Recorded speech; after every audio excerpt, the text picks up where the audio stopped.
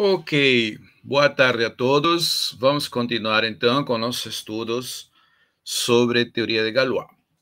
Hoje vamos estudar os chamados corpos perfeitos.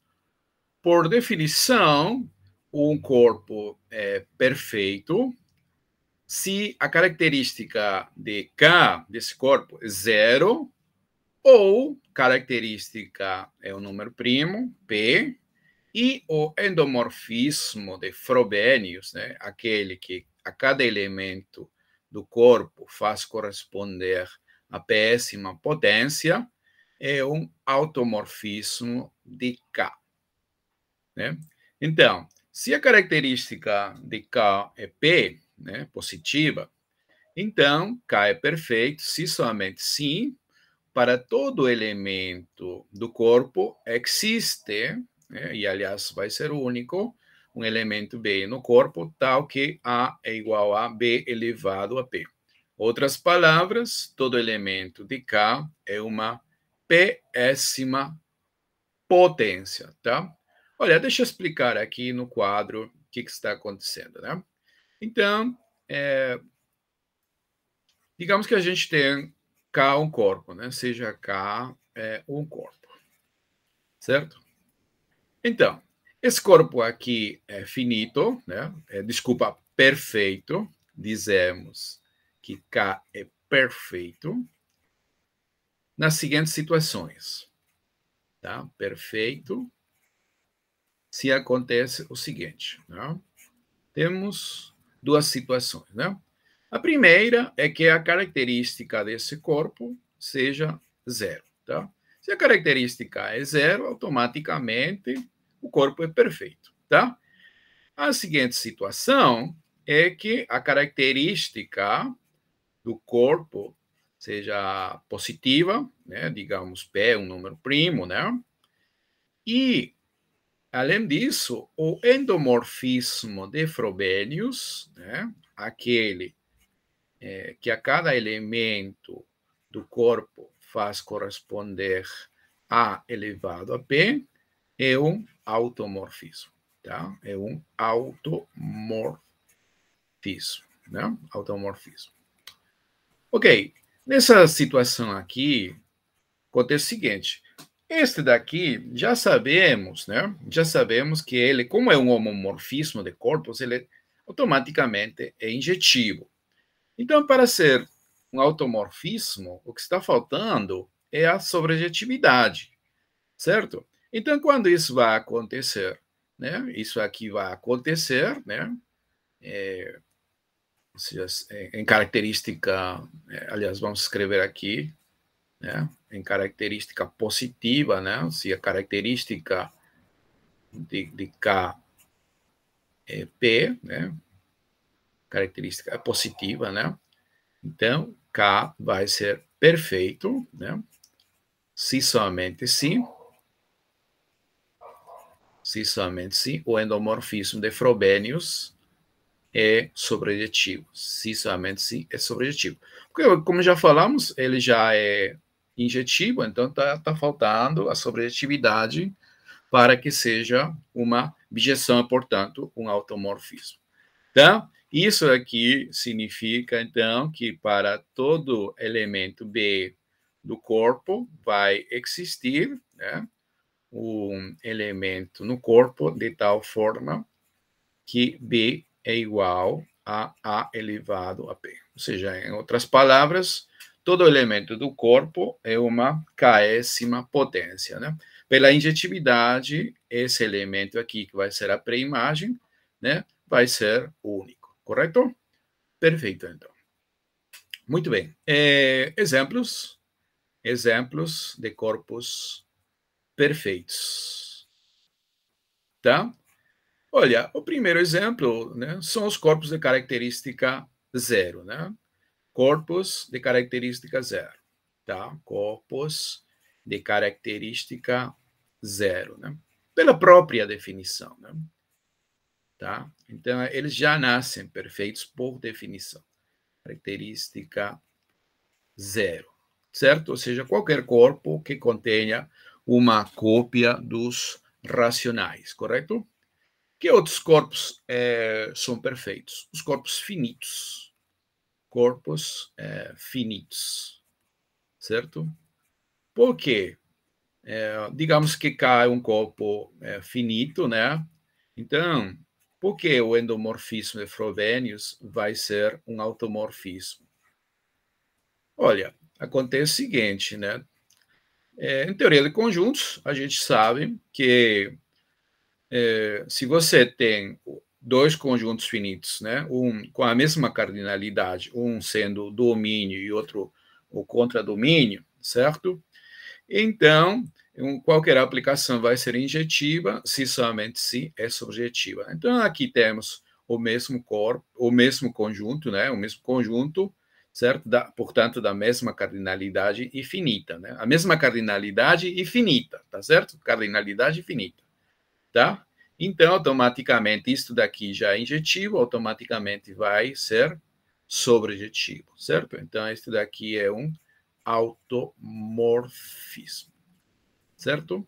Muito bem, automorfismo. Ok, mas existem alguns corpos aqui que não são perfeitos, tá? Os corpos que não são perfeitos também são chamados de corpos imperfeitos, né? Então, vamos apresentar um exemplo. Considere, por exemplo, o corpo das funções racionais sobre FP, o corpo de Galois de P elementos, certo? Lembre-se que isto daqui consiste nas frações, né?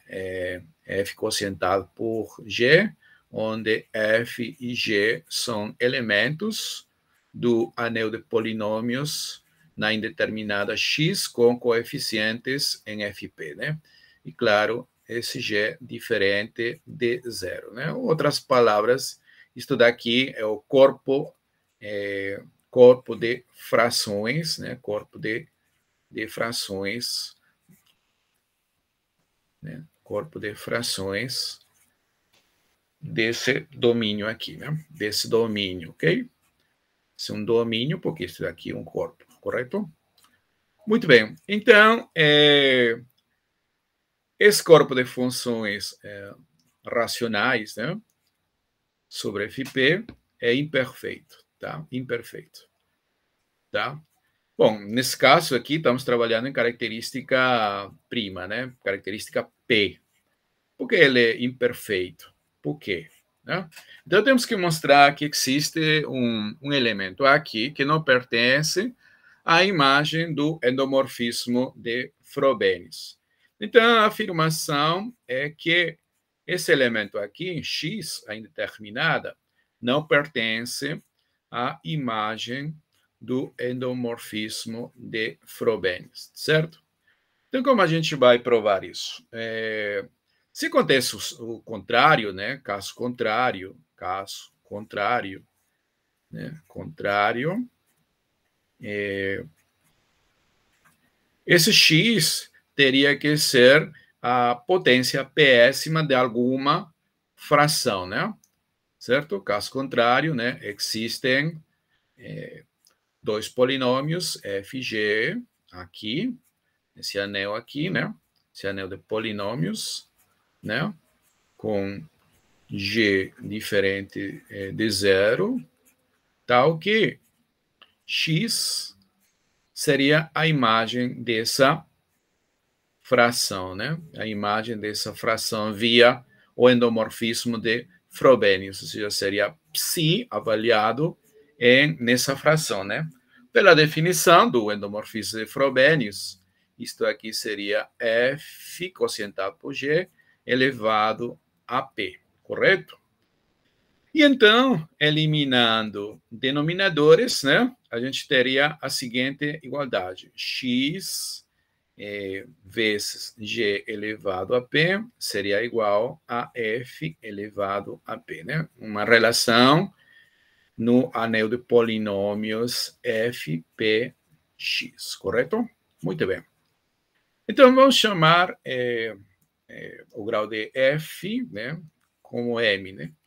Seja m, né, o grau de f, e n, o grau de g, né? O grau de g, certo?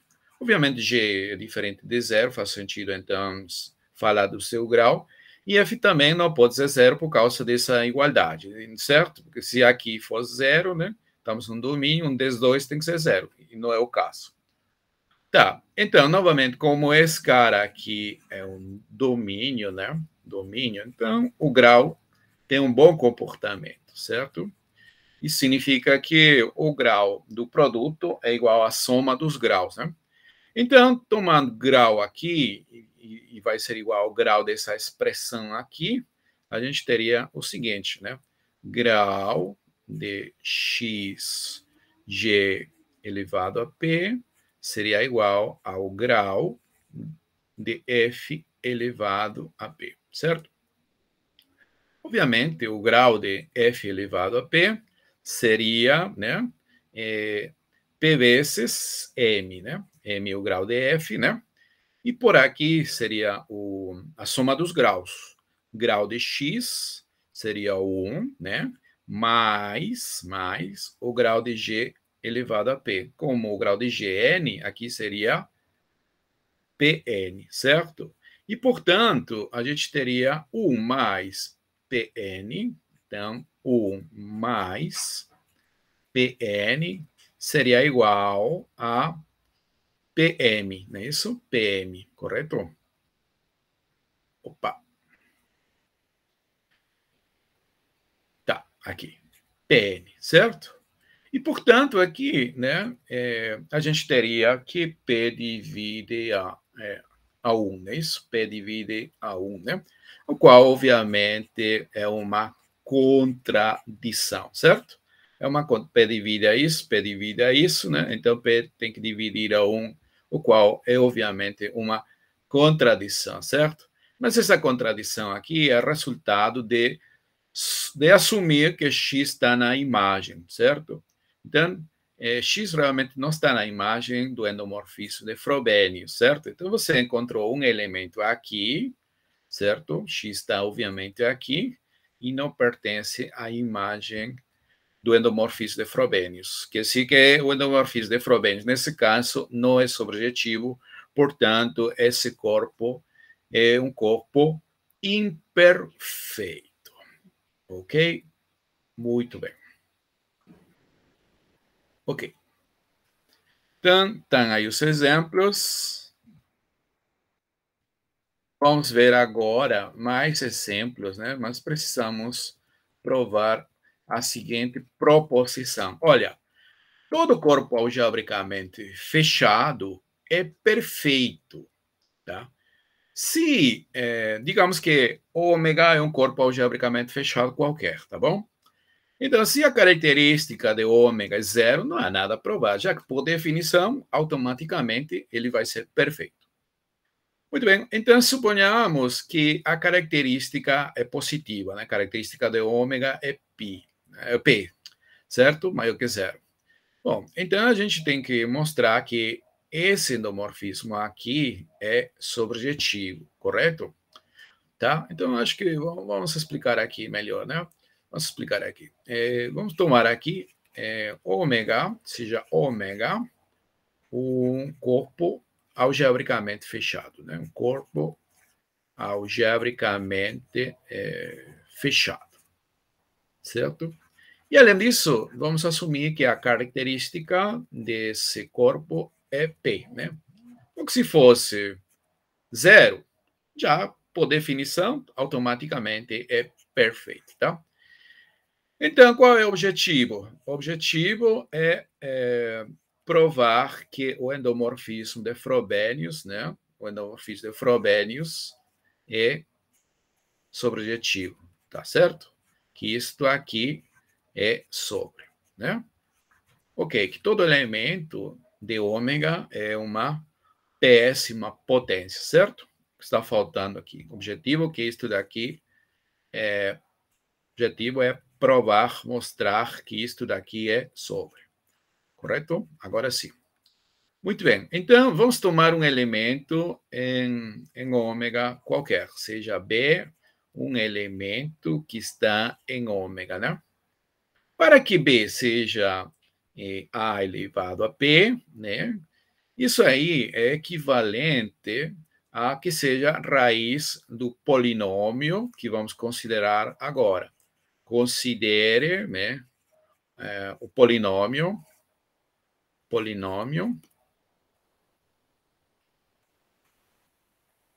escrever aqui, f igual x elevado a p menos b, certo? Porque, olha, se isso daqui tem uma raiz, né? Então, essa raiz automaticamente vai satisfazer a relação que esse elemento elevado a p vai ser igual a b. Esse cara aqui, né, esse polinômio aqui, ele tem coeficientes em ômega. Então, ele vai ser um polinômio nesse anel aqui, certo? E aqui que você usa o fato de que ômega é algebricamente fechado, né? Como esse cara aqui é algebricamente fechado, certo? F tem uma raiz, né? Existe um A, certo? Um A que pertence a ômega, que anula esse polinômio, né? Quando você avalia f em A, o resultado é zero, né? Mas estudar aqui é a mesma coisa que dizer A elevado a P menos B igual a zero, né? Ou, equivalentemente, A elevado a P vai ser igual a B, correto? Perfeito. Então, aqui é onde nós usamos que nosso corpo é algebricamente fechado para garantir a existência de uma raiz desse polinômio. Justamente essa raiz vai ser a pré-imagem de B via o endomorfismo de Frobenius, né? Ou seja, psi elevado em A, né? Vai ser justamente B. Certo? Muito bem. Tá. Muito bem. E, aliás, né, esse A aqui, né, que inicialmente o fato de ser algebricamente fechado não garante que seja único, mas como endomorfismo de Frobenius é injetivo, esse A aqui, que satisfaz essa relação, realmente vai ser único. Perfeito? Muito bem. Olha, algumas observações são as seguintes. Não é verdade que um subcorpo de um corpo perfeito é perfeito, tá? Por exemplo, se a gente considera, né, o fecho algébrico do corpo de funções racionais sobre FP, automaticamente ele vai ser perfeito, né? Por que vai ser perfeito? Justamente por essa proposição que a gente acabou de demonstrar, né? Por definição, fecho algébrico é algebricamente fechado, então ele já vai ser perfeito. Mas ele contém FP de x que acabamos de ver que não é perfeito, tá certo? Então, nesse caso, a gente nem sempre um subcorpo, né, de um corpo perfeito é perfeito, tá certo? Também não é verdade que uma extensão de um corpo perfeito é perfeito. Por exemplo, o corpo perfeito, esse é um corpo finito, né? O corpo primo, o corpo de Galois, de P-elementos, né? Tem como extensão o corpo das funções racionais, né? Que já vimos, não é perfeito, mas isso daqui sim é perfeito, tá? Então, valem essas observações, né? Vamos explicar um pouquinho aqui. Então, observações, certo? Olha, a seguinte né, em base aos exemplos que a gente viu, é o seguinte. Olha, esse daqui é imperfeito, né? Esse daqui, imperfeito, certo? Imperfeito, certo? Mas ele é um subcorpo, né? De seu fecho algébrico, certo? E esse daqui, como é algebricamente fechado, esse daqui é perfeito, tá? Então, esse exemplo aqui está demonstrando que nem sempre um subcorpo de um corpo perfeito é perfeito, tá? Esse é um subcorpo de um corpo que é perfeito, mas ele não é perfeito, tá bom? E a situação recíproca também não é verdade, né?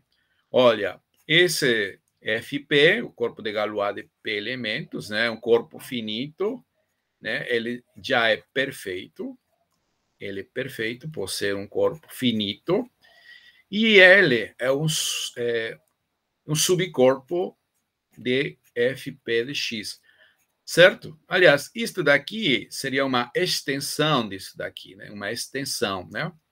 Mas este daqui sabemos que é imperfeito, tá?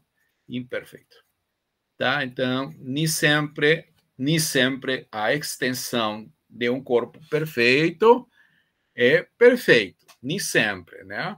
Mas vamos ver que com algumas condições adicionais, isso aí vai ser verdade, né? Qual é essa condição adicional, né?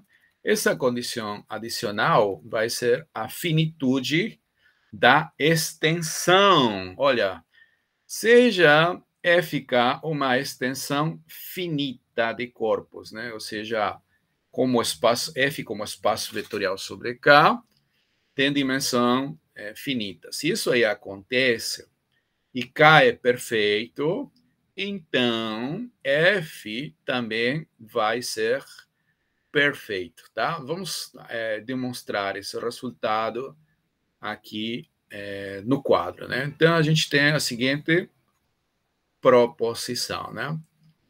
Então, digamos que a gente tem uma extensão finita, né? Seja F, uma extensão finita de K, certo? Uma extensão finita, tá? Bom, então, se K é perfeito, se K é perfeito, tá? Então, F necessariamente vai ser perfeito, certo? Isto aqui seria perfeito, né? Vamos demonstrar isso aqui, tá?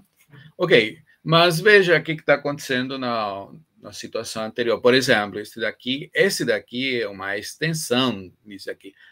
Mas aqui, embora isso aqui é perfeito, esse aqui não é imperfeito. Então, o que está acontecendo? Está acontecendo que essa extensão aqui não é finita. Isto aqui não é uma extensão finita, né? Não é finita, né? Não é finita. De fato, ela não vai ser nem algébrica, tá certo? Não é finita, em particular, não pode ser finita, né? Porque caso seja finita, pelo que vamos demonstrar, né? Isto aqui teria que ser perfeito, mas não é, tá certo? Muito bem. Ok, então como a gente vai provar isso, né? Olha, em característica zero, não há nada a provar, né? Se a característica do corpo K, o menor corpo, é zero, né? Automaticamente, K vai conter uma cópia dos racionais, e como F é uma extensão, F também vai ter característica zero, né? Então, a característica de F vai ser zero. Então, nesse caso, não há nada a demonstrar, né? Já pela própria definição, vai ser automaticamente perfeito. Então, suponhamos, né? Suponhamos que a característica do corpo K é positiva, né? Digamos P. P maior que zero. Ok. Então, para mostrar que F é perfeito, né? Claro, se a característica de K é P, né? Então a característica de F também vai ser P, certo? Ok. Então, para demonstrar que F é perfeito, temos que demonstrar que o endomorfismo de Frobenius de F é um automorfismo, né? Ou seja, que é sobre, correto? Ok, então vamos considerar, ou vamos denotar com psi o endomorfismo de Frobenius df, tá? Então, seja psi o endomorfismo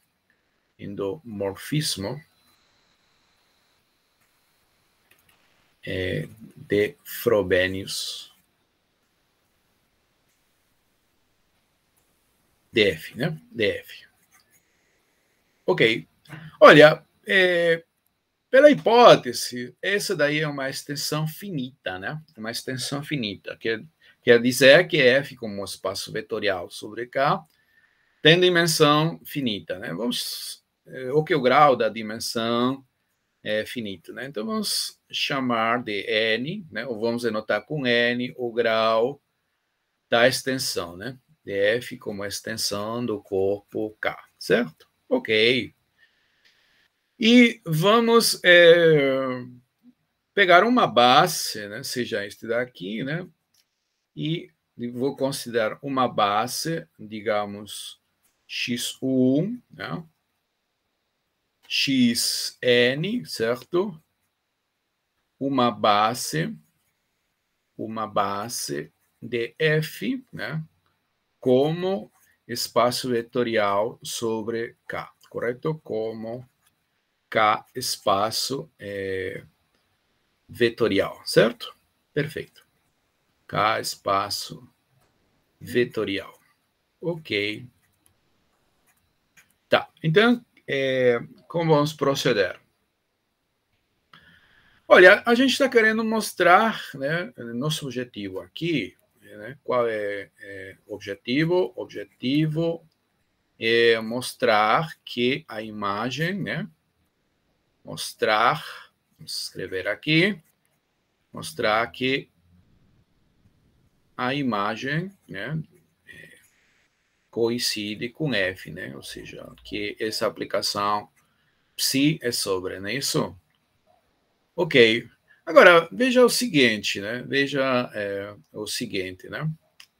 Esse endomorfismo aqui, né, o endomorfismo de Frobenius, né, certo? Se você restringir, aqui está o endomorfismo aqui, se você restringe para cá, K pode ser visto como um subcorpo de F, né? Tá? Então, aqui a gente pode fazer a restrição de psi para K. Então, essa restrição aqui tem que ser necessariamente o endomorfismo de Frobenius de K, né? Endomorfismo de Frobenius de K, certo? De Frobenius de K, certo? Né? Ok, o mapa aqui é a cada elemento A, fazemos corresponder a péssima potência, né? Estamos restringindo, certo? Vai ser a mesma coisa, né? Bom, e como esse daqui cai perfeito, né? Como cai perfeito, né? Pela nossa hipótese, como cai perfeito, então a imagem de psi, quer dizer, a imagem de K via psi é necessariamente K, ok? Agora, veja uma coisa interessante, né? O psi-df, né? Nós estamos querendo mostrar que psi-df coincide com f, ou seja, a imagem, né? Observe que essa imagem, né, automaticamente vai ser um espaço vetorial sobre a imagem via psi de K. Mas psi de K é o próprio K.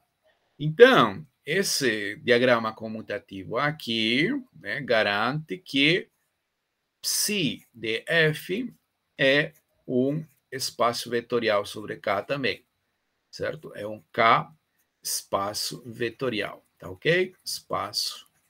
Né? Porque, como eu já disse, inicialmente, aqui está acontecendo, né, de maneira geral, que isso daqui vai ser um espaço sobre psiK, certo? Graças a esse mapa aqui, né? Este daqui é um espaço sobre K, então a imagem vai ser um espaço sobre psi em K. Só que psi em K é K graças aqui o nosso corpo K é perfeito, ok? Então, isto daqui vai ser um psi-K espaço, mas psi-K é K, correto? Por isso é que já colocamos diretamente que isto daqui vai ser um espaço vetorial sobre K. Ok, e como a gente vai usar, né? Lembra-se que aqui a gente escreveu uma base, né? Uma base, certo? Então, se nós considerarmos as imagens, né, via psi, né, vai morar na imagem. Né? Então, olha, a afirmação que a gente vai fazer é que essas imagens constituem um conjunto linearmente independente, tá bom? Então, aqui nossa afirmação. A afirmação é que esse conjunto formado pelas imagens dos elementos básicos, né? Psi1, K, psi de x n, psi de x1, psi de x2, psi de xn, isto daqui é linearmente independente, certo? Sobre K, correto? Tá, vamos ver. Com efeito, né? Vamos demonstrar isso e vamos ver para que vai servir, né?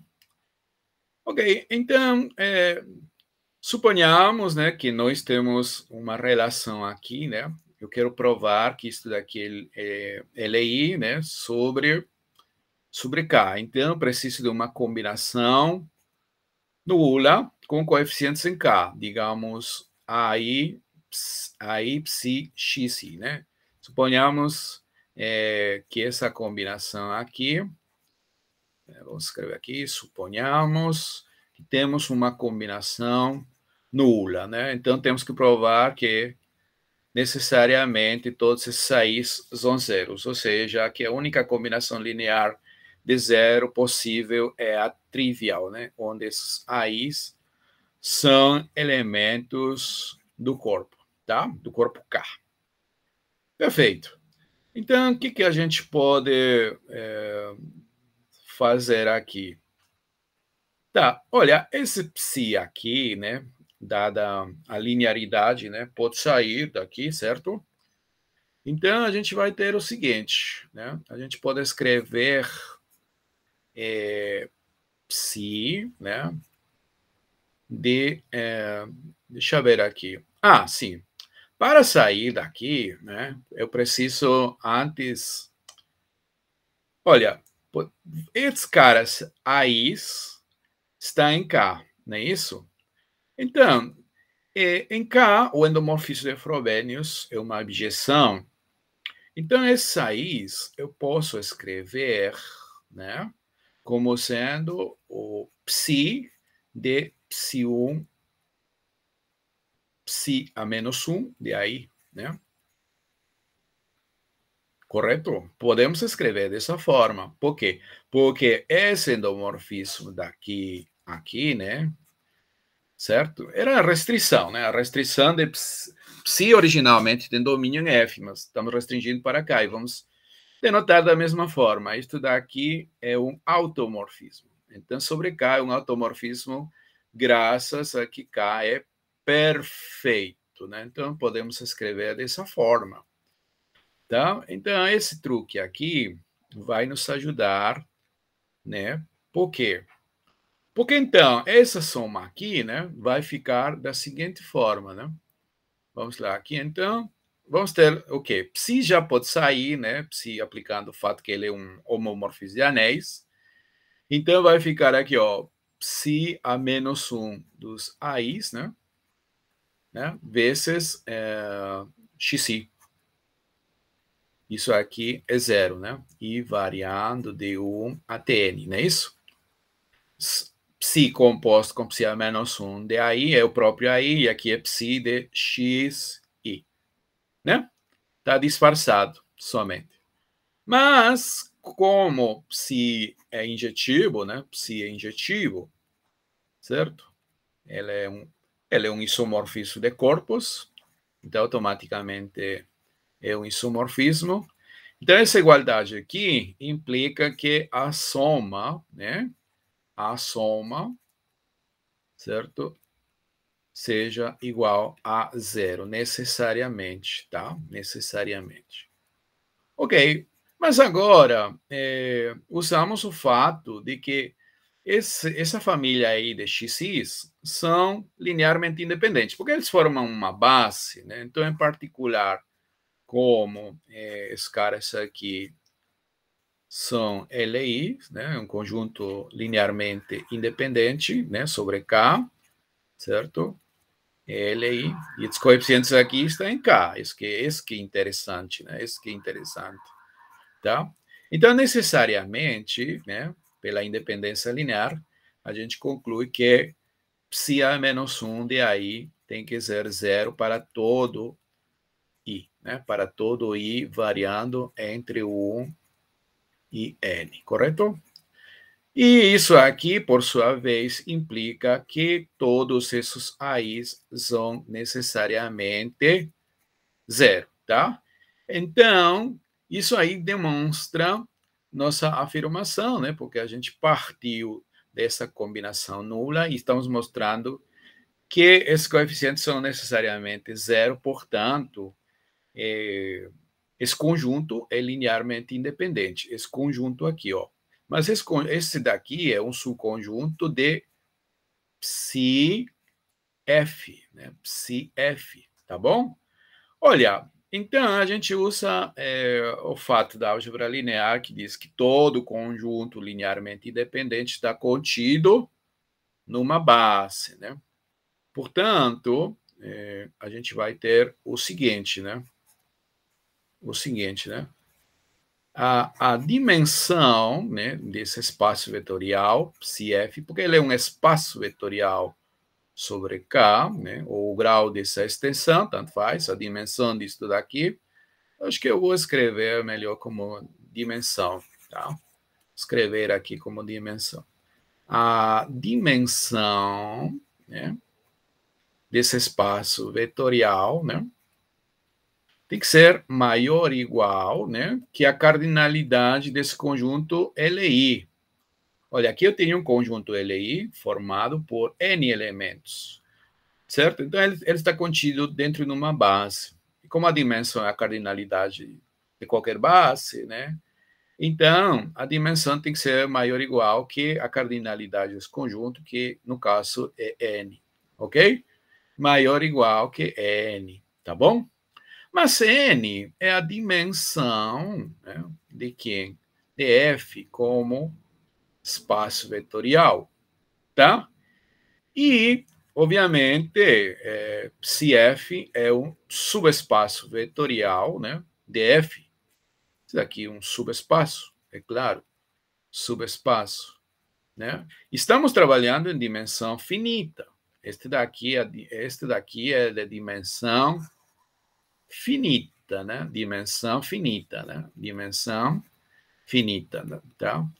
Então, necessariamente, né? Necessariamente, isso daqui só pode acontecer se f é igual a f, né? Porque em dimensão finita, né?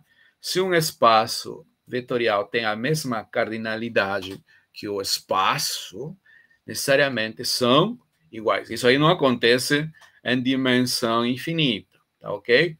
Por isso que é importante, né, certo, assumir o fato que estamos trabalhando com dimensão finita, com extensões finitas. Perfeito? Muito bem. Estou falando perfeito, certo? Já que estou falando de corpos perfeitos. Tá, então, se K é perfeito, F também é perfeito quando a extensão é finita. E a pergunta natural é: vale a recíproca? Certo? Digamos, se você tem uma extensão finita, né? E F é perfeito, então K é perfeito, a resposta é sim, vale também, tá? Vale. Mas, para demonstrar essa recíproca, né, da proporção anterior, vamos precisar de um resultado auxiliar que nós estamos chamando lema, tá? Ok, então vamos preparar o térreo antes de demonstrar o lema auxiliar, tá? Tá, então, novamente vamos trabalhar, obviamente, em característica prima, né? Característica zero, não há nenhum problema, certo?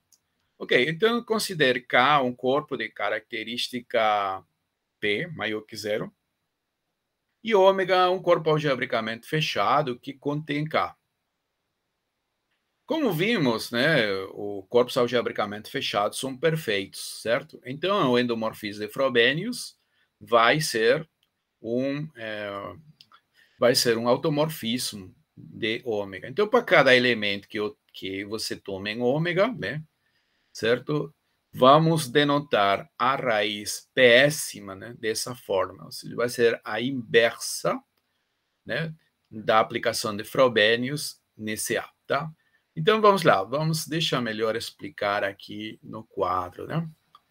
Então, agora, novamente, né, característica seja K um corpo de característica P, né? Característica positiva, um número primo, né? E este ômega vai ser um corpo algebricamente fechado que contém K. Este daqui é algebricamente fechado. Ok, pelo fato de ser algebricamente fechado, o endomorfismo de Frobenius de ômega é né? Deixa aqui melhor. A cada x, né, faz corresponder xp, é o endomorfismo de Frobenius, de ômega é um automorfismo, tá bom? Um automorfismo. Certo. Então, se ele é um automorfismo, né, então vai estudar aqui psi menos 1, né, que vai de ômega para ômega, certo? Também é um automorfismo, né? Também é um automorfismo, em particular um homeomorfismo. Tá? Existe esse daí, tá? Automorfismo.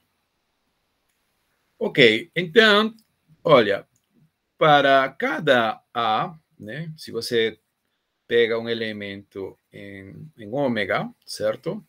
Vamos usar a seguinte notação, tá? Esse daqui, por favor, vai ser uma notação. A elevado a 1p, certo? Isto aqui, por exemplo, se a gente trabalha no contexto dos números reais, né, onde A é positivo, significaria a raiz péssima, né, de um número real, certo? Eu digo A positivo, trabalhar com P igual a 2, por exemplo, tipo raiz quadrada, essas coisas, né? Tá, mas para P ímpares, né, seria A pode ser negativo. Tá, mas o que eu quero dizer é que a gente usa essa notação para falar da raiz péssima, não é isso? Ok. Então, por definição aqui, o que dizer, isto aqui vai denotar simplesmente a psi a menos 1 de A, tá bom? Via a inversa do endomorfismo de Frobenius de ômega, tá? Ômega é qualquer corpo algebricamente fechado que contém K, pode ser. Este ômega pode ser, por exemplo, um fecho algébrico de K, né? Você pode considerar esse aí, tá? Tudo bem. Então, qual é o enunciado do lema que a gente quer provar? Seja A um elemento de K, né? Qualquer elemento de K, que não é uma raiz péssima em K, ou seja, não pertence à imagem do endomorfismo de Frobenius. Tá, então, se isso aí acontece, para qualquer n maior ou igual a 1, esse polinômio aqui, ó, x com expoente p elevado a n menos a, né? Que, obviamente, como a é um elemento de K, todo esse polinômio vai ser um elemento desse anel de polinômios, né? Com coeficientes em K. Esse polinômio vai ser irredutível, irredutível, tá? Mas veja, esse polinômio aqui, né? Esse polinômio aqui vai ter, obviamente, uma raiz em ômega, já que ômega é algebricamente fechado, né? Certo? Ok, então, quem vai ser a raiz pela notação seria a raiz péssima, né? A raiz péssima, né? Justamente pela própria definição, né, psi a menos 1 em A, significa que este elemento elevado a P é o A, não é isso? Então, ele vai ser um zero de F. E se ele é um zero de F, sendo F polinômio irredutível, ele tem que ser necessariamente seu polinômio minimal. Mas, então, qual seria o grau desse polinômio minimal? P elevado a N. Tá? Então, em consequência, o grau dessa extensão consiste em anexar a K essa raiz péssima, né? Teria graus P elevado a N sobre K. Tá? Então, vamos demonstrar essa proposição, né? Que isto aqui é irredutível sobre K de x. Como a gente vai provar, né? Qual vai ser a estratégia? Mostrando que ele vai coincidir com o polinômio minimal, certo? Com o polinômio minimal, né? Que já é irredutível. Minimal de quem? Da raiz péssima, certo? Tá. Então, antes disso, né? Por favor, aqui. O fato de que isto aqui seja o psi a menos 1 de A significa que se você aplicar psi a esse elemento aqui, com esse elemento aqui que estamos denotando, né, vai ser o próprio A, né? Mas pela definição, psi aplicado isso daqui significa esse elemento, tá? Esse elemento elevado a P é igual a A, né? Então, por favor, isso aqui significa, então, que esse elemento, né, que é um elemento de ômega elevado a P é o próprio A. Por isso que este daqui é chamado de raiz péssima, tá bom? Isto daqui vai ser a raiz PS, né? Raiz péssima de A. Péssima de A. Né? Claro que a gente pode falar também da mesma forma de raízes PANésimas, certo? Como? Simplesmente trabalhando com a composição do endomorfismo de Frobenius, né? N vezes, né? Certo? E aí os as respectivas pré-imagens, né, via psi seriam as raízes PANésimas, ok? Muito bem, vamos então o lema. O lema. Vamos escrever aqui o lema, né? Novamente o enunciado do lema, tá? Por favor, com as notações que a gente considerou, né? K, um corpo de característica positiva, contido num corpo algebricamente fechado, tá? Então, se A não pertence, né, não pertence à imagem de psi, ou seja, em outras palavras,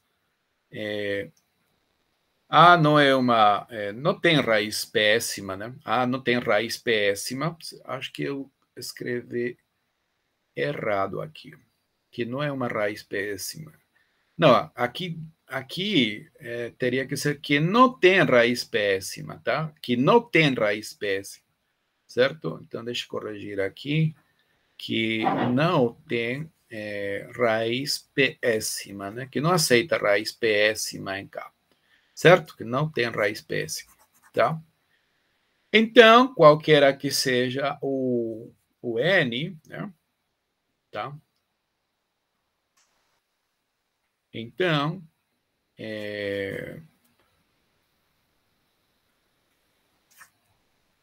qualquer que seja o N, para cada N maior ou igual a 1, certo? O polinômio F, definido como x elevado a P elevado a N menos A, né? Que é um Sim, A é um elemento de K, por favor, A é um elemento de K, tá certo? Então, este daqui é um polinômio aqui, certo? Isto daqui vai ser irredutível, né? Isto daqui é irredutível. Irredutível. Certo? Muito bem. Então, como a gente vai demonstrar, né? Certo? Depois a gente comenta sobre aquele grau, tá? Primeiro, deixa eu demonstrar isto aqui. Muito bem. Bom, primeira coisa, como a gente está trabalhando cá nesse corpo algebricamente fechado, né? Esse daqui é algebricamente fechado, tá? Ok, vamos considerar, né, seja alfa, vamos chamar de alfa, certo? A raiz péssima de A. Ele existe aí, né? Certo? Isto aqui, como vimos, é psi a menos 1 de A, né? Onde psi, por favor, é o endomorfismo de Frobenius do corpo algebricamente fechado, né? Ele vai ser automorfismo. Ok? Automorfismo. Tá. Então, eu vou olhar isso daqui como uma extensão, né? Isso aqui como uma extensão, certo? De cá. Agora, você observa, né? Como este aqui é uma raiz péssima, né? Então, se você avalia f em alfa, né? F em alfa, né? Seria isto a elevado a p. Aliás, vou trabalhar não somente com a raiz péssima, vou trabalhar com a raiz pn, certo? Raiz pnésima, tá? Então, aqui seria a inversa de psi elevado a n, né? Certo? Ok. Isso aqui eu posso escrever, né? Ou seja, isto aqui seria a inversa de psi a n, né? A composição de psi n vezes. Tá bom? Muito bem. Então, f em alfa, né, seria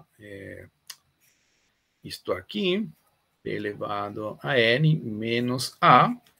Isso aqui, obviamente, vai dar zero, né? Então, alfa é uma raiz desse polinômio com coeficientes em k de x, certo? Em k de x, né?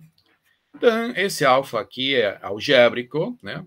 Algébrico. Então, vamos denotar com m alfa, né? Como é costume, a seu polinômio minimal, correto? Seja m alfa, certo? O polinômio minimal de alfa sobre k, né? O polinômio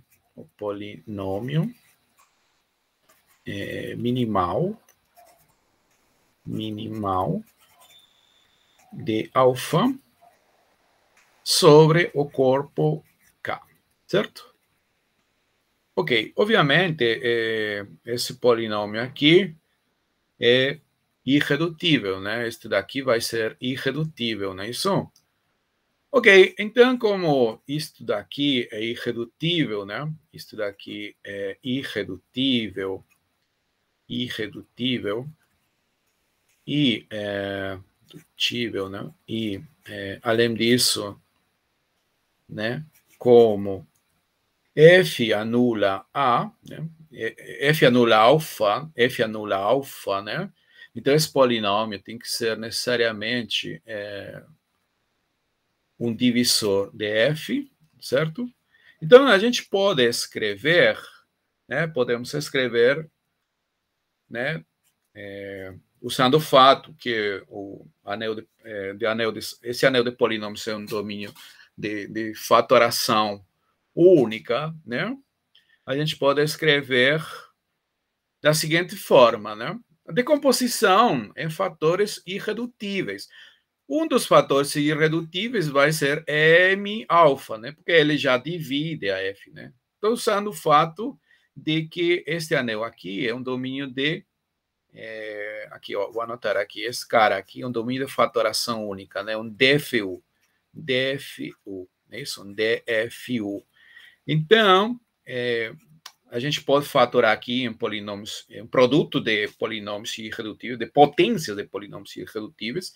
Um desses caras vai ser M-alfa, né? Elevado a alguma potência, né? Alguma potência, certo?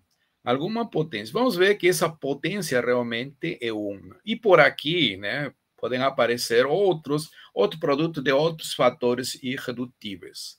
Tá? Então, outro polinômio G aqui, certo? Então, esse produto de fatores irredutíveis, possivelmente, aí que aparecem, né? E que não tem nada em comum com M-alfa, eu vou chamar de G. Tá? Então, vamos anotar aqui, onde esse L é um número natural, né? Pelo menos 1, já que M-alfa já divide esses aqui. G é um polinômio também em cada x, certo? E não tem nada em comum com M-alfa, né? Então, G e M-alfa são coprimos, tá bom? Muito bem.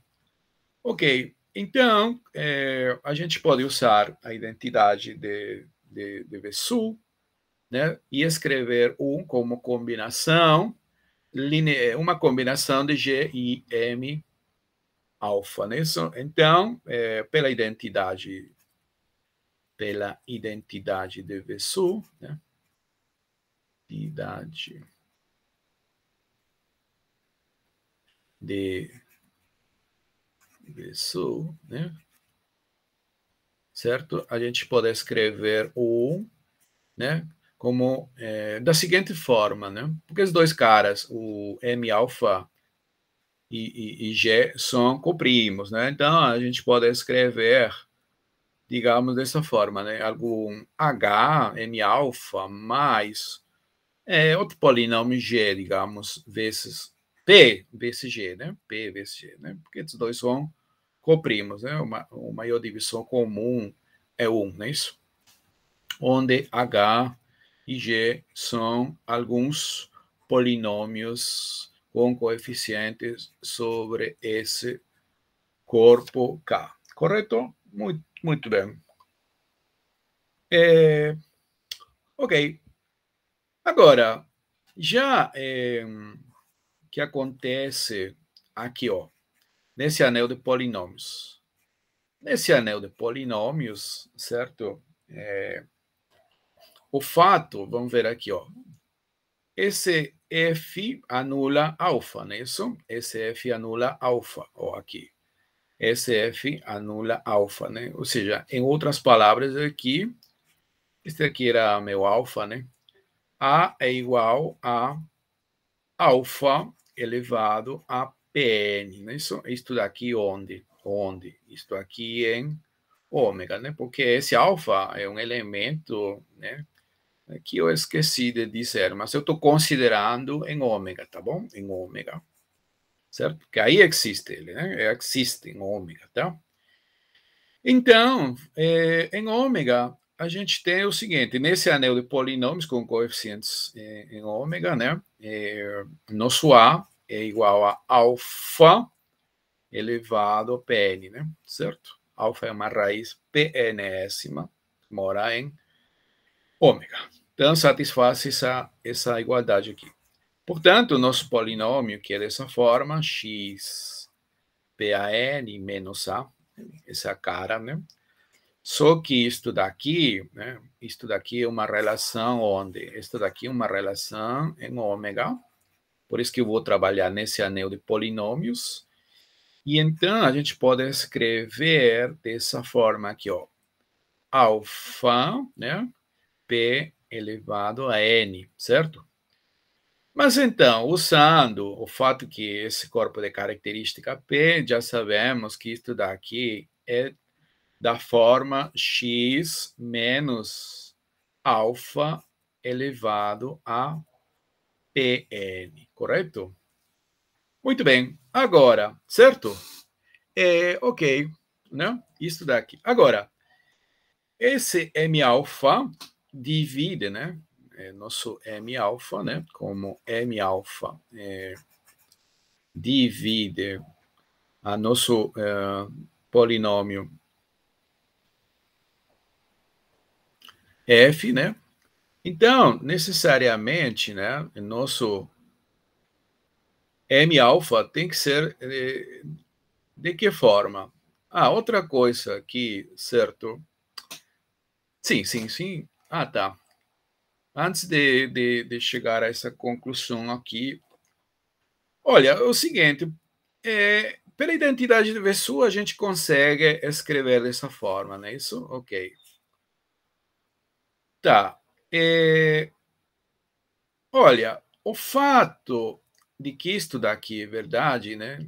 E f somente tem como raiz, f somente tem como raiz alfa, né? De multiplicidade p elevado a n, né? Então, necessariamente, a única raiz, certo, de m seria o alfa. Mas esta relação aqui, né, garante que alfa não pode ser raiz, né? Alfa não pode ser raiz de g. Porque se você avalia isto em alfa, né, aqui vai dar 1, vai dar 0, e aqui você vai ter P avaliado em alfa vezes G avaliado em alfa, esse produto igual a 1. Então, G não pode ser anulado em alfa, né? G não pode se anular em alfa, tá? Então, G não possui raízes, né? Isso aí está dizendo, olha, G não possui raízes, certo? Porque esse fato aqui está dizendo, olha, raízes de M-alfa não podem ser raízes de G, ou a raiz de G não podem ser raízes de M-alfa, né? Certo? E a única raiz de F é o alfa. A única raiz, melhor, a única raiz de F é o alfa. E, portanto, a única raiz de M-alfa, né, pode ser de multiplicidade maior que 1, certo? Não interessa. Certo? A única raiz é alfa. E alfa, graças a isso aqui, não pode ser raiz de G. Então, G não tem raízes. Certo?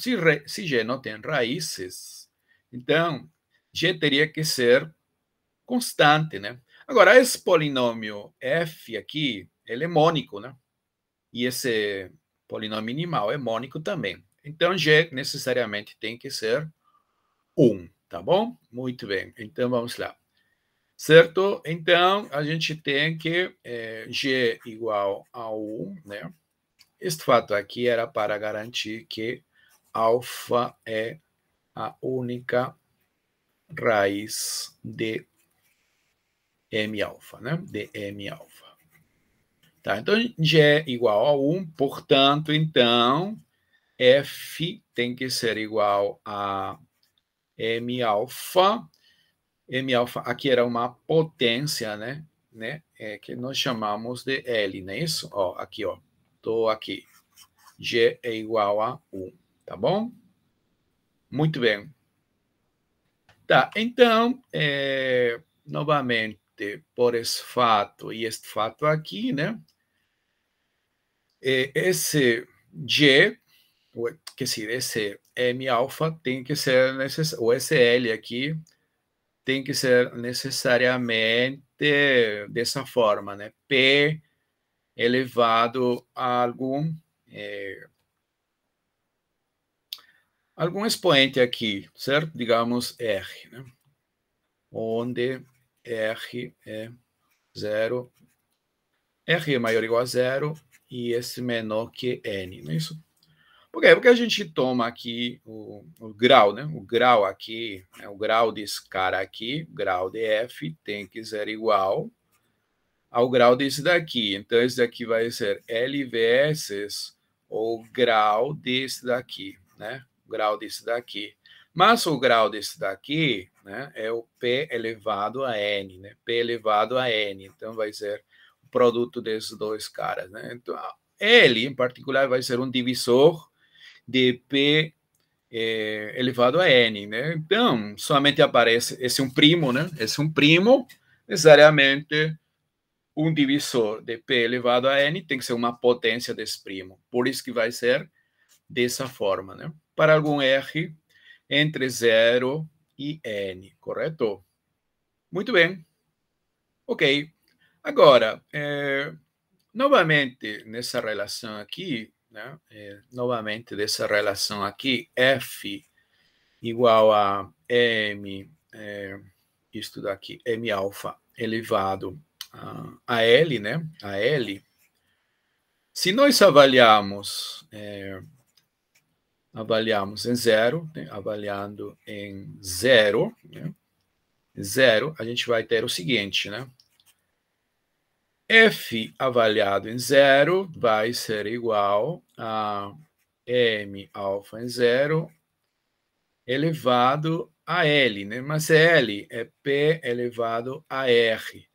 Mas F avaliado em zero, olha, nosso polinômio F era x elevado a Pn menos A, né? Se você avalia em zero, obviamente o resultado vai ser o termo constante. Então, esse daqui vai ser A, certo? E esse M alfa em zero é um elemento de K, porque esse polinômio aqui tem coeficientes em K. Então, esse é o termo constante, é um elemento de K. Então, o que estaria dizendo essa relação aqui? Essa relação aqui está dizendo, né, que A, né, melhor. Olha, se R for maior ou igual a 1, se R for maior ou igual a 1, essa relação aqui estaria dizendo que A tem uma raiz PRésima em K. Mas isso aí não é verdade pela nossa hipótese. A não tem. Olha, A não tem raiz péssima, né? Não tem raiz péssima, tá? Então não pode ter nenhuma raiz PNésima ou PRésima, certo? Tá. Então, necessariamente, né, pela hipótese, necessariamente a gente vai concluir, né, pela hipótese, né, necessariamente R tem que ser zero, tá bom? R tem que ser zero, né? Caso contrário, A teria uma raiz péssima, né? Ou seja, olha, se R é maior ou igual a 1, né? Vou chamar este M alfa, digamos, de um B, certo? Um B, certo? Aqui a gente teria menos A, seria igual a B elevado a PR, né? E então, isto aqui seria A, pode ser escrito assim, ó, menos B, né? Elevado aqui a PR menos 1, né? Como R maior ou igual a 1, faz sentido isso. E tudo isso elevado a P. Então, teríamos, né, um elemento de K que elevado a P seja igual a, ou seja, A teria raiz péssima em K. E isso não é verdade, tá bom? Isso não é verdade. Por isso, necessariamente, R tem que ser zero. Mas, então, né? Então, esse L era P elevado a R, né? Mas R é zero. Então, isto aqui, L vai ser igual a 1, correto? Tá. Portanto, então, F, né? Que era M alfa elevado a L, olha aqui, elevado a L, mas L igual a 1, a gente tem essa relação aqui, tá? Perfeito. Mas esse cara aqui é irredutível. Esse daqui é irredutível. Irredutível, não é isso? Irredutível. Tá certo? Então, F é irredutível. F é irredutível. Mas ainda, né, ele realmente, né, o enunciado do lema poderia ser melhorado no seguinte sentido, né? Esse polinômio M teria que ser necessariamente o polinômio minimal dessa raiz PNésima de A, certo? Portanto, olha, vamos aqui explicar a segunda parte, né? Em consequência, isso daqui, o grau dessa extensão, né? Vai ser P elevado a N, né? Então, vamos explicar aqui, né? Essa parte aqui, a parte final, certo? Do lema, né? Parte final do lema. Parte final do lema, né? Do lema. Parte final do lema, né? Então, o que está acontecendo aqui, ó? Aqui a gente tem K.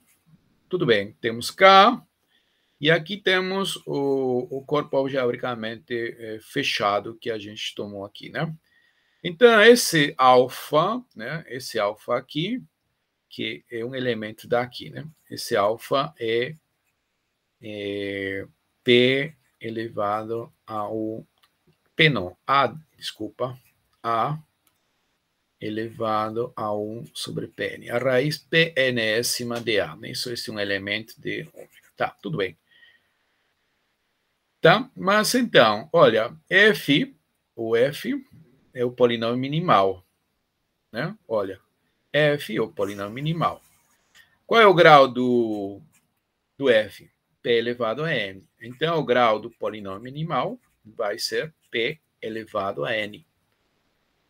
Perfeito. Então, se nós anexarmos a K esse alfa, ou seja, isto daqui, a gente obtém uma extensão finita cujo grau é justamente igual ao grau de seu polinômio minimal. Mas, como acabamos de ver, o grau de seu polinômio minimal é justamente P elevado a N. Tá? Então, isto aqui é P elevado a N. Certo? Isso aí, então, demonstra a parte final do lema, tá? Como falado, esse lema aí é um resultado auxiliar que vai nos permitir demonstrar a parte recíproca, né? Quer dizer, a proposição recíproca daquela que mostramos anteriormente, né? A gente mostrou que se FK é uma extensão finita e K é perfeito, F é perfeito. Então, aqui o recíproco. Ó, se você tem uma extensão finita de corpos, se F, né, o corpo grande aqui, né, o caso, né, aqui, ó, temos uma extensão finita. Se este daqui é perfeito, então esse K também vai ser. K é perfeito, ok? Ok, como a gente vai demonstrar isto aqui? Tá, então vamos supor que o endomorfismo de Frobenius de K não é sobrejetivo. Então, isso significa que vai existir um elemento em K que não possui raiz péssima em K. Não possui raiz péssima em K, tá bom? Tá, muito bem. Agora, certo. Agora, uma coisa, né? Lembre-se do lema anterior, né? Pelo lema, né, anterior que acabamos de demonstrar, o grau, né, dessa extensão aqui vai ser P elevado a N, qualquer que seja o N maior ou igual a 1. Mas aqui há um detalhe interessante. Esse A, P a menos N, que inicialmente no lema anterior, né, era um elemento de ômega, né? Esse daqui é um elemento de ômega, onde ômega é qualquer corpo algebricamente fechado que contém F, ambos, né? Mas, pelo fato de F ser perfeito, essa raiz P enésima vai pertencer a F. Por quê? Porque A é um elemento de K, A é um elemento de K. Então, ele possui raiz péssima. Né? Aí, iterando N vezes, certo? A inversa dessa iteração vai ser a raiz P enésima. Tá? Então, isso é importante. Este cara aqui, qualquer que seja o N, é um elemento de F. Certo? Então, essa daqui é a anotação, por favor, para a raiz P enésima, tá? Então, esse cara aqui, P a menos N, é um elemento de F. Então, se você anexa a K esse cara aqui, você vai ter um subcorpo. intermediário, aqui, ó, um subcorpo intermediário. Aqui, ó, K, né, A, P a menos N. Estamos anexando essa raiz NS. N qualquer um, tá? E o grau dessa extensão é P elevado a N, né? Pelo lema. Pelo lema, implica que o grau deste daqui é isto, tá? Mas olha, isto daqui é um corpo intermediário. Então, esse grau aqui tem que ser menor ou igual que o grau da extensão de F sobre K. Portanto, você vai ter sempre que o grau da extensão de FK é maior ou igual a Pn. Mas isso aí vai acontecer para qualquer n maior ou igual a 1, para todo mundo. Ou seja, isto daqui seria uma cota superior do conjunto formado pelas potências desse primo. Tá, isso, porque este daqui é finito, né? Como é que um número, né, uma extensão finita, como é que você vai conseguir né, um número natural que é maior ou igual que P elevado a N para todo N, né? Ou se você quiser, tomando o limite, né, esse daqui vai dar infinito, né? Tá? Então, isso aí vai dizer o fato de que essa extensão é finita, tá? Tudo isso vem de supor que esse corpo é imperfeito, que o endomorfismo de Frobenius aqui em K não é subjetivo. Então, se é, portanto, nosso corpo é perfeito. Muito bem, vale então a recíproca do teorema, tá bom? Então, a gente pode enunciar, né, como um teorema, digamos, né, um teorema da seguinte forma, né, seja FK uma extensão finita de corpos, né, extensão finita de corpos, finita. Se juntarmos as duas proposições, a gente obtém o seguinte, né? K é perfeito, certo? Se somente sim, F é perfeito. Tá? F é perfeito. Seria um enunciado, né? Que junta as duas proposições anteriores, ok? Bom, a continuação, vamos ver uma caracterização dos corpos perfeitos, tá? Então, vamos ler aqui o enunciado do seguinte teorema, que vai nos fornecer uma caracterização dos corpos perfeitos, né? Deixa eu passar por aqui e voltar aqui. Tá, então, agora sim. Está aí nosso teorema. Olha, seja K um corpo, as seguintes condições são equivalentes, né? K é perfeito, parte 1, equivale a parte 2. Toda extensão finita de K é separável, tá? Essa relação entre corpos perfeitos e separabilidade. Isso aí equivale a que toda extensão algébrica de K vai ser separável. Equivalentemente, enunciado 4, todo polinômio não constante com coeficiente sobre K é separável, tá? Claro, para mostrar isso, vamos separar em dois casos, né? O caso 1 é quando a característica de nosso corpo é zero. Olha, se a característica de nosso corpo é zero, né, esse corpo já é perfeito, pela definição. E nós sabemos, pelos nossos resultados já demonstrados sobre separabilidade, né, que qualquer extensão, qualquer que seja a extensão, de um corpo de característica zero é separável, seja finita, infinita, algébrica ou não, certo? Sempre vai ser separável, né? Tá? Então, automaticamente, todos esses enunciados sem característica zero vão ser trivialmente equivalentes, de maneira trivial vão ser equivalentes, tá bom? Certo? Porque, como eu disse, né, característica zero, qualquer extensão é separável, né? correto? Por exemplo, a última parte aqui, né, para que um polinômio constante seja separável, pela definição, seus fatores irredutíveis têm que ser separáveis, né? Então, basta trabalhar com fatores irredutíveis, né? Mas eles vão representar o que? Os graus de extensões finitas. Essas extensões finitas vão ser automaticamente separáveis. Todo mundo vai ser separável, tá? Então, nada a demonstrar. Portanto, a gente pode assumir que a característica do corpo é P. P é maior que zero, tá? Olha, e então, veja bem, pelas definições de separabilidade, né, 3 e 4 automaticamente vão ser equivalentes, tá? Equivalentes, tá?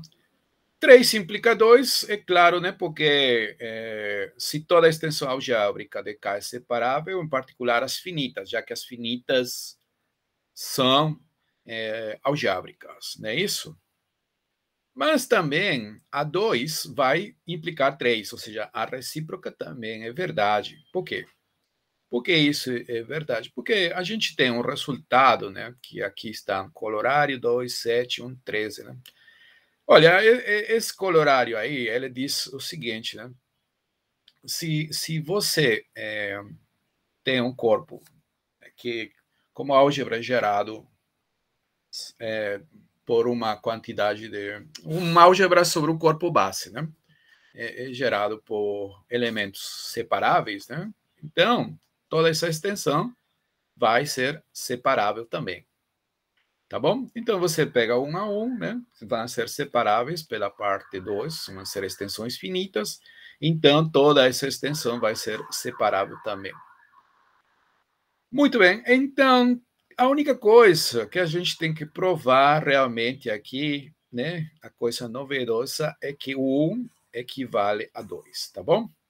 1 equivale a 2, né? Por isso que alguns autores enunciam esse teorema apenas com as condições 1 e 2, né? Tá? 1 e 2. Mas elas, de fato, são equivalentes àquelas outras condições, tá bom? Então, vamos lá. Vamos assumir que K é perfeito e vamos mostrar que toda a extensão finita de K é separável, tá? Isso aí vamos enunciar aqui como da seguinte forma, teorema, tá? Teorema, né? Então, olha, vou enunciar da seguinte forma, né? K é perfeito em característica Z, né? Suponha que a característica do corpo K é P, né? P. P positivo, né? Então, K é perfeito, K é perfeito, é o enunciado 1, né? Se somente sim, toda, olha, parte 2, toda extensão finita de K é separável. Se somente se toda extensão finita,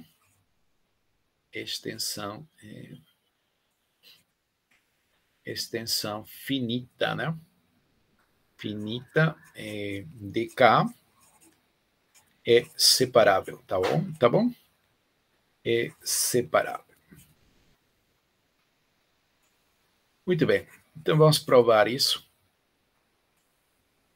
tá? E provando isso, tá demonstrado o teorema Grandal, né? Certo? Com muitas, como já vimos, né? Muitas dessas condições são equivalentes já pelos resultados que a gente obteve sobre separabilidade, tá bom? Tá certo.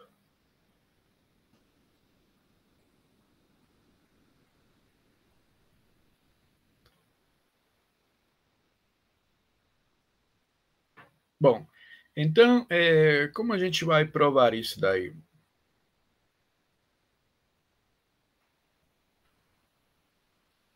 Deixa eu ver aqui uma coisinha.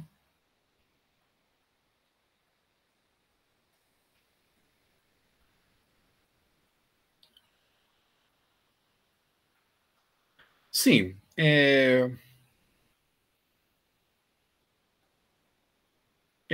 acho que vai ser. Tá, tudo bem, tudo bem. Olha, é o seguinte, para mostrar que um implica dois, né? Um implica dois, já que 4 é equivalente a 2, posso mostrar que todo polinômio não constante é separável, né? Todo polinômio não constante vai ser separável, tá certo? Tá? Olha, 3 e 2 são equivalentes, e 3 e 4 também, né? Então, vamos provar que todo polinômio não constante é separável, tá? Isso aí seria equivalente a que toda a extensão finita de K é separável, tá? Então, vamos lá. Vamos pegar um polinômio, né? Seja f, basta trabalhar, inclusive, com polinômios irredutíveis, né? Então, vamos trabalhar aqui com polinômio irredutível, seja, certo? K de x, f em K de x, é um polinômio irredutível, né? Irredutível. Tá, aí vamos supor que esse f não é separável, né? Se f não é separável, né? Não for separável, já que ele é irredutível, né? Um dos resultados que a gente viu sobre separabilidade implica, então, que a derivada, né? Derivada formal desse polinômio tem que ser zero, não é isso? Mas como a gente está trabalhando em característica zero, né? Em característica, desculpa, em característica P, tá? Então, vai existir um polinômio G, né, sobre K, né, com coeficientes em K, um polinômio aqui, né, tal que você consegue escrever f dessa forma aqui, ó.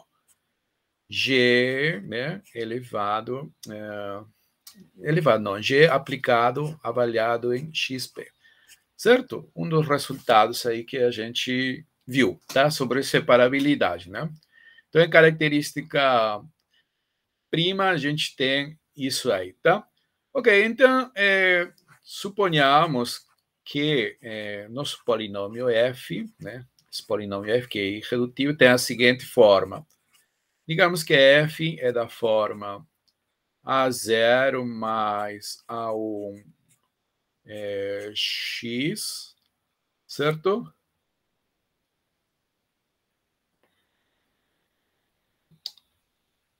De fato, já é o seguinte, né? Como f dessa forma, né? Já vou trabalhar como f dessa forma, né?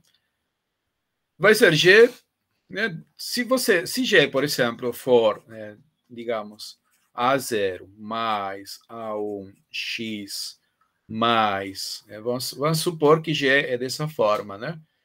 Aqui um coeficiente vou chamar, quer dizer, esse termo de grau K, por exemplo, né? PK, certo? PK.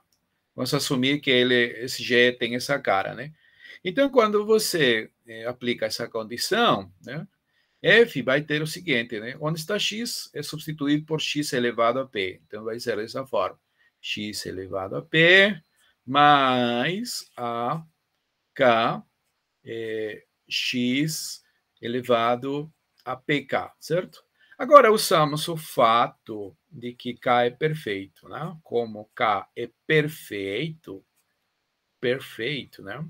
Cada uma, cada um desses coeficientes é uma potência de P, certo? E uma potência que é uma potência de P, né? Quer dizer, aí vai ser igual a algum BI elevado a P, alguma potência de P, certo?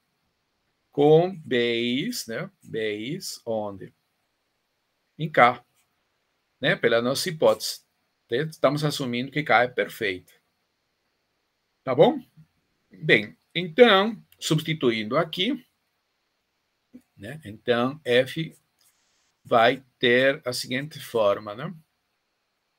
A0 é B0 elevado a P, B0 elevado a P, mais A1, B1 é B1 elevado a P, né, por X elevado a P, mais AK, só que AK é BK elevado a P, vezes X, aqui é PK.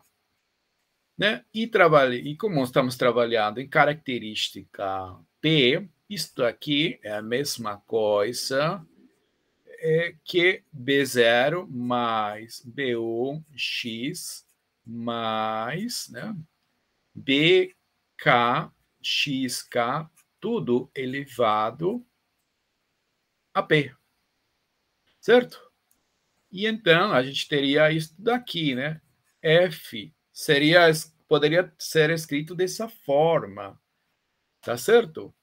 Mas F é irredutível, né? Isso daqui é uma contradição, tá bom?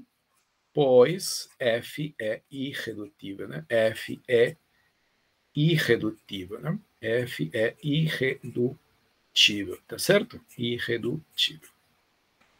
Tá certo? Muito bem. Isso aí, então, demonstra, né, o que a gente queria, né? Olha, pegamos qualquer polinômio irredutível, né? Qualquer polinômio irredutível, certo? E mostramos que esse polinômio tem que ser necessariamente separável, né? Portanto, então, f é separável, né? F é separável, né? F é separável. Claro, alguém pode perguntar assim, mas embora eu já disse isso daqui, mas talvez não está muito claro de por que toda extensão finita de K seria separável, né? Ou seja, por que a gente chega a essa conclusão aqui, né? Olha, se você tem, por exemplo, uma extensão finita, né? Se f K é uma extensão finita e extensão finita, né? Porque essa extensão é separável. Então, você toma um elemento qualquer, seja alfa, né? Um elemento df, teria que mostrar que esse daqui é separável, né? É separável, tá? Mas, pelo que acabamos de mostrar, como esta extensão é finita, então é algébrica. É algébrica, certo? É algébrica, né? É algébrica. Então, esse polinômio, posso falar do polinômio minimal, esse polinômio minimal, certo? Esse polinômio minimal, né? Que mora aqui, ele vai ser irredutível, não é isso? Irredutível. E pelo que acabamos de demonstrar, qualquer polinômio irredutível é separável. Então, pelo provado, este daqui é separável. Separável. Certo? E se ele é separável, né, alfa é separável. Pela definição, não é isso? Alfa é separável. Tá bom? Separável. É por isso que eu disse que é suficiente mostrar essa condição. Ok? Vamos, então, agora com a parte recíproca, né? Reciprocamente, vamos assumir que toda a extensão finita, né? Reciprocamente,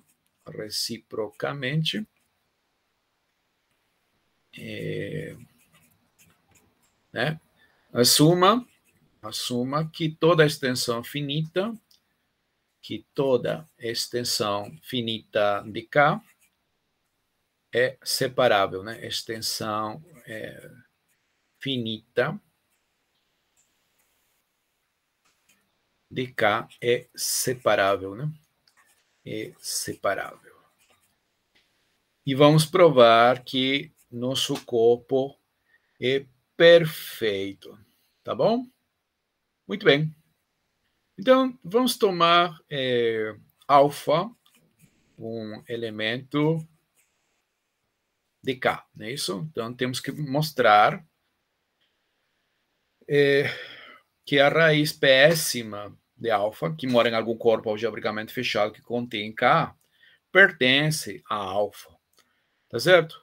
Então, vamos considerar o polinômio, considere o polinômio, né, fx elevado a p menos alfa, não é isso? Este é um polinômio que mora aqui, certo? Ok, obviamente, qualquer raiz desse polinômio seria a raiz péssima procurada, que a gente tem que mostrar que isso aí, de fato, pertence a K, não é isso? Ok. Bem, então o que a gente vai fazer? Que tal a gente trabalhar, porque com o corpo de decomposição. Então, vou chamar aqui de F, o corpo de decomposição, seja F o corpo de decomposição. Tá? Por que eu vou trabalhar com corpo de decomposição e não com um corpo algebricamente fechado, né? Porque eu preciso usar essa hipótese que extensões finitas de K são separáveis, certo? Então, os corpos de decomposição são extensões finitas, tá? Decomposição. Claro que, segundo os enunciados daquele teorema grande, né, isso aí seria equivalente também a assumir que toda extensão algébrica, né, de K é separável. Então, aí eu posso considerar o fecho algébrico, certo? No lugar do corpo de decomposição. Corpo de decomposição de quem? De F, né? Corpo de decomposição de F, tá? Então, já que estamos nesse contexto, né? Este daqui é uma extensão finita, certo? Então, esse grau aqui, finito, correto? Tá. Então, essa extensão aqui tem que ser separável, né? Essa extensão aqui tem que ser separável, né? Pela hipótese, essa extensão aqui é, é separável, correto? É separável, separável. Muito bem. Agora, como eu estou trabalhando sobre o corpo de composição desse polinômio, né?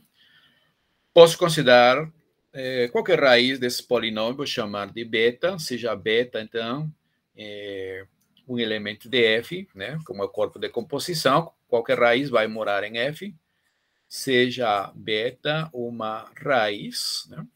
Uma raiz de F, né? Desse polinômio F, né? Então, F em beta é zero, mas isso daqui, né? Como F dessa forma, avaliando em beta é zero, significa que beta elevado a P menos alfa igual a zero, ou seja, beta elevado a P igual a alfa, né? Então, a gente vai ter, equivalentemente, que beta elevado a P igual a alfa, né? Isso daqui, obviamente, essa relação é válida em F, né? Então, se a gente considerar esse polinômio sobre f de x, esse polinômio f, né, que é igual a x elevado a p menos alfa, pode ser escrito da seguinte forma, né? X elevado a p menos alfa, que é beta elevado a p, mas novamente, né, pela velha história, né, que estamos em característica P, isto aqui é a mesma coisa que x menos beta elevado a P, certo? Tá certo. Agora, o polinômio minimal desse beta tem que dividir f, né? Certo? Polinômio minimal de beta, né? Sobre K, este cara aqui, certo? Divide f, né? Este cara aqui tem que dividir necessariamente f, porque beta é uma raiz, né? Aqui é beta. Beta é uma raiz de f, certo? Beta é uma raiz de f, tá certo?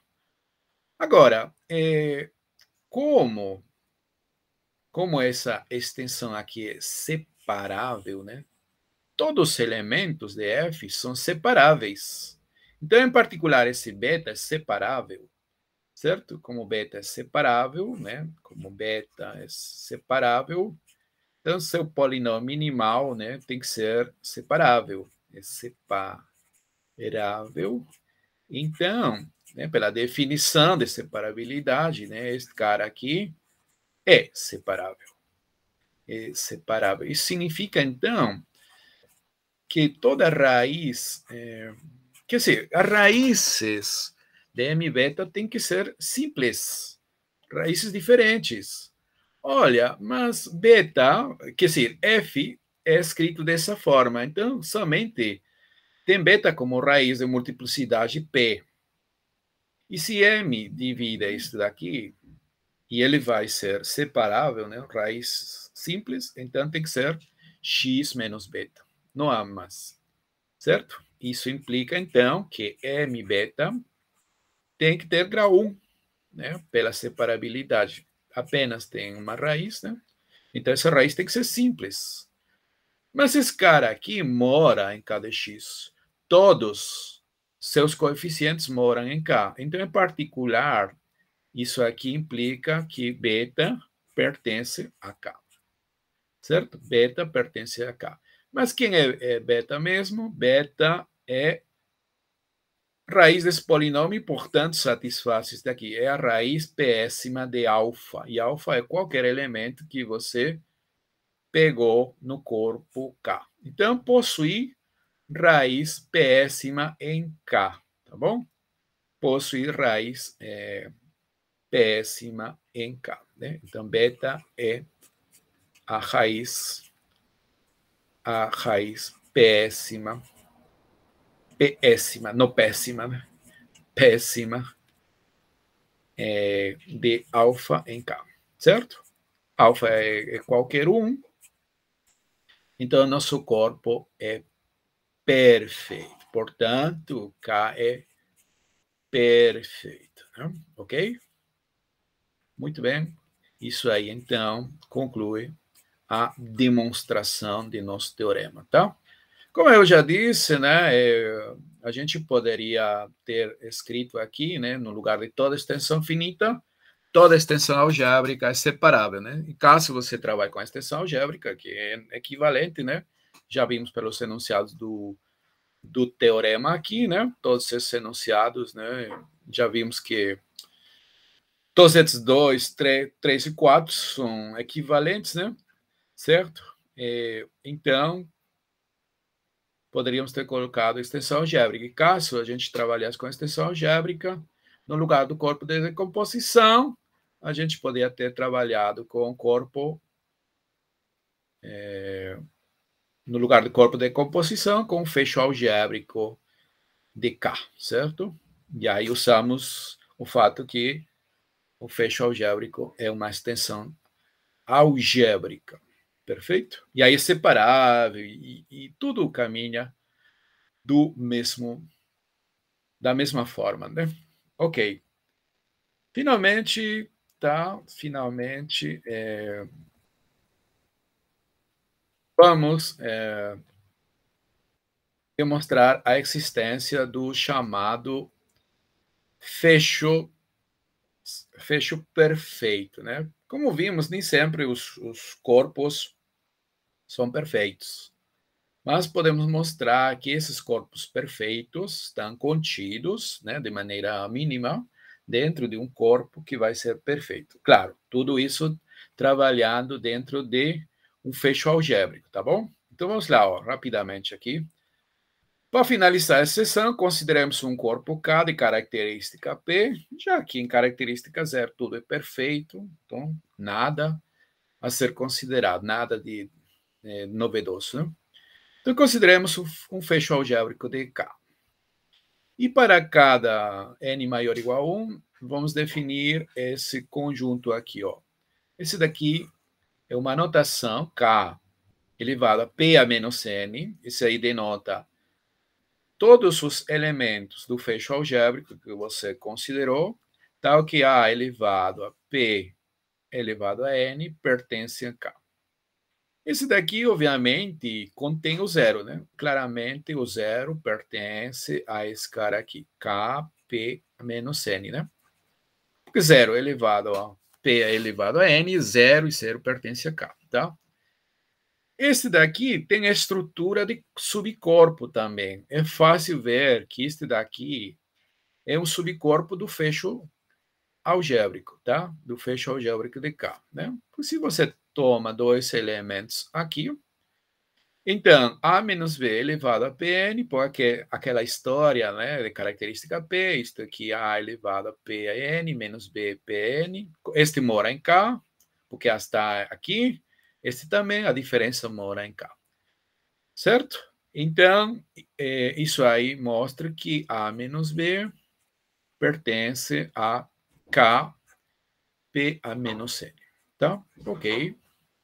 E da mesma forma, você pode mostrar, caso B seja diferente de zero, que A por BA menos 1 também pertence. Por quê? Porque A por BA menos 1 elevado a P elevado a N pode ser escrito dessa forma, né? A elevado a Pn vezes P elevado a N, tudo a menos 1. E esse pertence a K. Ok? Então, A por BA menos 1 também pertence aqui. Caso, obviamente, B é diferente de zero, né? Ok, portanto, esse daí é um subcorpo. Mas ainda, né, a gente vai ter uma cadeia de subcorpos. Né? Claramente, K está contido em Kp menos 1, por sua vez, contido em Kp menos 2, e assim vai. Tá? Então, é uma cadeia crescente, tá bom? De subcorpos. Então, como temos uma cadeia crescente, a união de todos esses subcorpos é um subcorpo, tá? É um subcorpo do fecho algébrico, tá? Então, justamente, esse subcorpo aqui vai conter K, né? K já tá contido em todos, então vai estar contido na união, certo? Esse cara aqui vai ser perfeito, tá? Esse cara vai ser perfeito. E além do mais, né? Além do mais, se você considera outro corpo, subcorpo perfeito do fecho algébrico que contém K, vai conter este cara aqui também. Por isso vai ser o menor subcorpo perfeito do fecho algébrico que contém K, certo? O teorema, né, que acabamos de enunciar, ou proposição, está aí, né? Não é difícil de demonstrar, né? Certo? Não é difícil de demonstrar, então vamos dar uma olhada aqui rapidamente, né? Certo? E tem também uma última consideração, né? No caso de que K seja diferente de Kp a menos infinito, né? Lembre-se que Kp a menos infinito denota essa união aqui, ó, a união de todos esses corpos aí, K, P, A menos N, né? N variando de 1 até o infinito, certo? Então, quando K não é igual a esse, né? Quer dizer, por exemplo, quando K não é perfeito, então este daqui vai ser uma extensão infinita de K, tá? Uma extensão infinita. Tá, como a gente prova que Kp a menos infinito é perfeito? Olha, pela própria definição, tá? Pela própria definição. Isso aí é tranquilo, tá? Certo? Por outro lado, se você considera um subcorpo perfeito do fecho algébrico que contém K, né? E se você toma um elemento em qualquer um desses, em Kp a menos N, então, pela definição, AP elevado a N pertence a K. Como K é um subcorpo de F, então esse cara vai pertencer a F. E usando o fato de que F é perfeito, esse rapaz aqui vai ser uma potência P enésima de algum elemento B, no caso de algum elemento B em F, né? Mas como a gente está dentro de um corpo, né? Quer dizer, isso daqui seria, dentro de F, né, seria a composição do endomorfismo de Frobenius, isso aí seria psi. Digamos que psi denota o endomorfismo de Frobenius de F. Psi elevado a n de A igual a psi n de B, né? Mas psi é injetivo, então necessariamente isso implica que A igual a B. Só que B pertence a F, então A pertence a F. Mas eu tomei A aqui, então A vai estar em F. Isso implica que isso está contido em F para qualquer N. Então a união vai estar contida em F, tá? Isso aí mostra então a primeira parte, né? Que isto daqui é o menor subcorpo perfeito do fecho algébrico que contém K. Ok? E a parte final, né? A parte final, né? Isso aqui sobre o fato de que se K não for perfeito, né? Essa extensão é infinita, né? É consequência do seguinte, né? Pelo absurdo, né? Se você assume que essa extensão é finita, se essa extensão for finita, né? Então, a partir de um certo n, essa cadeia crescente, né, que vimos acima, ela vai se estabilizar, entendeu? Essa se estabiliza e, portanto, você vai ter que Kpa menos infinito vai ser igual a Kpa menos n, e isto aqui vai ser igual a Kpa menos n mais j, para qualquer j maior igual a 1, né? Se estabiliza a partir de um certo n, usando o fato de que, ou supondo que essa extensão é finita, né? Porque você considera a base, né? A base, e a base, cada um deles vai estar em algum KPN, né? Tomando o maior deles, então ele vai morar nesse aí, né? Digamos que nesse caso a gente chamou N. A partir daí todo mundo vai ser igual, tá? É fácil mostrar isso. E então, com isso, a gente pode provar, né? É fácil aqui, é fácil, né? Vou deixar como exercício, na verdade, que então K vai ser igual a Kp a menos N. Então, usando as definições. Mas isso aí vai contradizer a hipótese de que K é diferente de P a menos N, né? Porque este daqui é Kp a menos N, tá? Ou seja, isto aqui implicaria, este daqui é o Kp a menos N, a menos infinito, desculpa, este é perfeito, certo? K seria perfeito, né? Mas estamos assumindo que seria diferente disso, tá? A hipótese diz que é diferente, aqui seriam iguais, isso aí seria uma contradição. Tá bom? Então essa extensão não pode ser finita. Não, de jeito nenhum. Essa extensão, então, é infinita. Ok? Esse corpo aí vai ser chamado fecho perfeito de K. Mas né, para definir, a gente usou um fecho algébrico. Né? E se a gente trabalhar dentro de outro fecho algébrico, certo? A gente vai conseguir um objeto semelhante. Em que sentido? Um objeto K-isomorfo. Né? Por quê? Porque os fechos algébricos, né, de um mesmo corpo são K-isomorfos, tá certo? Como já mostrado. Tá, então, moral da história, né, o fecho perfeito existe e é único a menos de K-isomorfismo, tá? E uma cara a gente viu acima. Perfeito, então, vamos parar por aqui, então, nossa reunião. E na próxima aula, a gente vai estudar o teorema do elemento primitivo.